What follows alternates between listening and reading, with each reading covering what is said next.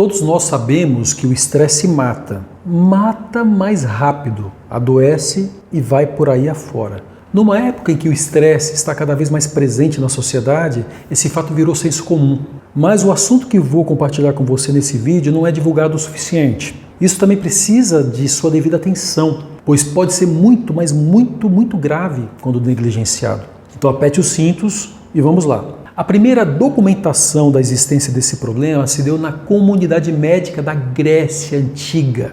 Nos tempos da mente genial de Hipócrates, considerado por muitos o pai da medicina moderna, foi notado a partir de seus discípulos, que por sua vez notaram em alguns de seus pacientes a existência de algo aflitivo e que chamava a atenção. Eles adoeciam sem causa conhecida, às vezes sem um sintoma físico, às vezes com algum sintoma físico. Mas, nesses casos especiais, o problema simplesmente não tinha origem, ou então não havia uma origem que a medicina poderia explicar. Foi assim que eles nomearam a condição de psicossomática, psico da mente e soma do corpo. O que significa, em outras palavras, o impacto da mente sobre o corpo e como os dois se influenciam mutuamente. E isso significa que milhares de anos antes da Era Comum, ou antes de Cristo, como preferir, já havia pessoas que ficavam doentes sem um motivo aparente. Apenas com a própria mente geravam coceiras, problemas digestivos, ansiedades, tremores, formigamento, fotossensibilidade, basicamente tudo o que você pode imaginar. E não só isso, pois essa condição psicossomática não apenas cria problemas de saúde ou então sintomas físicos em alguém,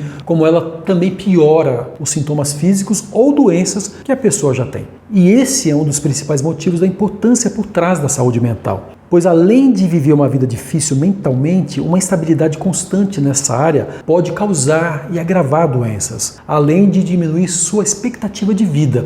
Na época de Hipócrates, ainda não se tinha embasamento científico para saber que quem possui depressão, por exemplo, tende a viver 10 anos a menos que uma pessoa qualquer. Hoje em dia, todavia, já sabemos disso. A medicina está cada vez mais se aprofundando no corpo e mente como uma união, uma coisa integrada, ao invés de ignorar o que está acontecendo. Claro que ainda estamos longe de gerar a percepção clara e ideal, mas já é um avanço, com certeza. A questão é justamente essa: como você realmente sabe se você está piorando ou gerando mais problemas de saúde para si mesmo? Honestamente, esse é aquele campo cinzento da medicina em que nada é preto e branco. Existem centenas de gradientes entre um extremo e outro, e é extremamente difícil afirmar com qualquer grau de certeza que isso acontece. Mas mesmo assim, ainda existe uma maneira de identificar sintomas criados pelo seu estado mental. E eu vou te ensinar a fazer isso daqui a pouco, mas antes eu gostaria que você desse um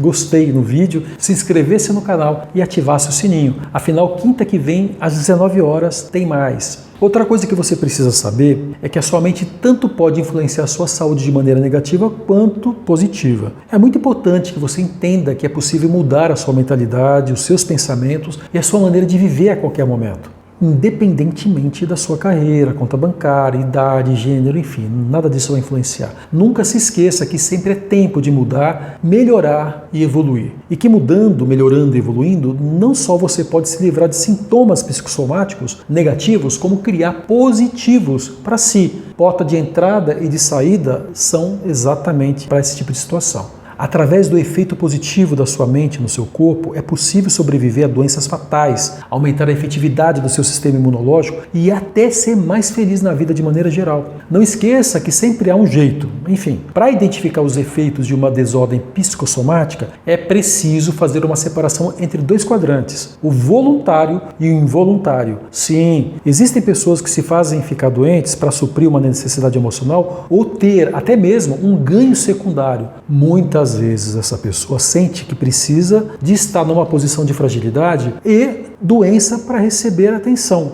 É o tal do efeito secundário. Às vezes isso pode até extrapolar para outras pessoas próximas, fazendo assim com que uma mãe deixe o filho doente de propósito, por exemplo. É muito comum que a pessoa que faça isso tenha alguma experiência no campo médico e saiba exatamente o que fazer para se deixar doente ou adoecer outra pessoa. Não é difícil entender o quanto perturbada uma pessoa tem que estar para fazer algo assim. Mas é uma das duas formas de doenças psicossomáticas involuntárias. A outra é mais malandragem do que qualquer outra coisa. A pessoa está atrás de algum benefício, quer levar alguma vantagem, seja uma aposentadoria mais cedo ou maior, dinheiro de seguro ou qualquer outra coisa que ela enxergue como vantagem. O que esses dois grupos de pessoas que têm sintomas psicossomáticos de maneira voluntária, ou seja, de propósito têm em comum, é que quando os exames voltam negativos para qualquer problema que elas queiram ter, essas pessoas não ficam muito felizes. É bom ter essa informação em mente, pois existem certas pessoas que alegam problemas de saúde para não ter que trabalhar, por exemplo. Se essa pessoa faz exames, não encontra nada de errado e ela não fica feliz com isso, talvez seja a hora de olhar para essa pessoa com um pouco mais de precaução. E agora vamos para os casos em que a pessoa está sentindo sintomas de forma involuntária. Esses são a maior parte, a parte majoritária dos que sofrem essa doença. E são divididos em 3 categorias. Aqueles que sentem sintomas físicos, os que sentem sintomas neurológicos e os hipocondríacos, que não possuem nenhum sintoma físico, mas acreditam fielmente que sim, apesar da falta de não haver nenhum sintoma sequer. Entretanto, todos os que sofrem dessa condição de forma involuntária ficam felizes quando percebem que seus exames voltaram negativos. Existem alguns critérios que a comunidade médica utiliza para descobrir se isso é de fato uma desordem psicossomática. A pessoa precisa estar sentindo essas coisas por pelo menos 6 meses. Se houver a presença de um sintoma, então a pessoa não é hipocondríaca. A pessoa hipocondríaca é aquela que simplesmente acredita estar com alguma doença simplesmente porque ela acredita. Ou então que associa qualquer coisa a uma possível doença grave que ela acredita ter. É uma situação psicológica bem grave, mas que pode gerar um desgaste muito grande na energia mental da pessoa.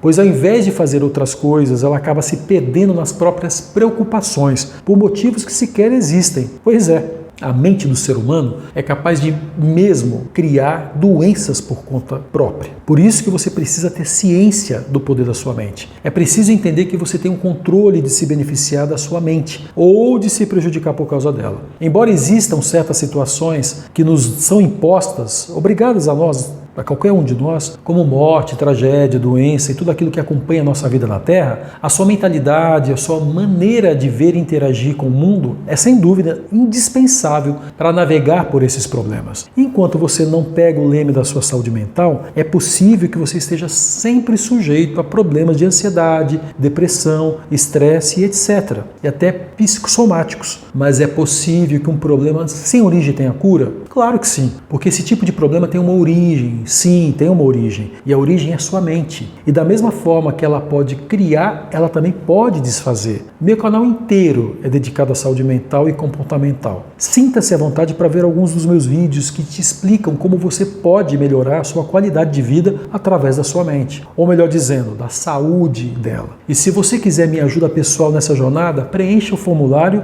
na descrição do vídeo. Assim nós poderemos descobrir juntos se os meus serviços terapêuticos são ou não uma boa para você. Não se esqueça de dar gostei, se inscrever e clicar no sininho, porque semana que vem, lá pelas 19 horas, tem mais. Um grande abraço.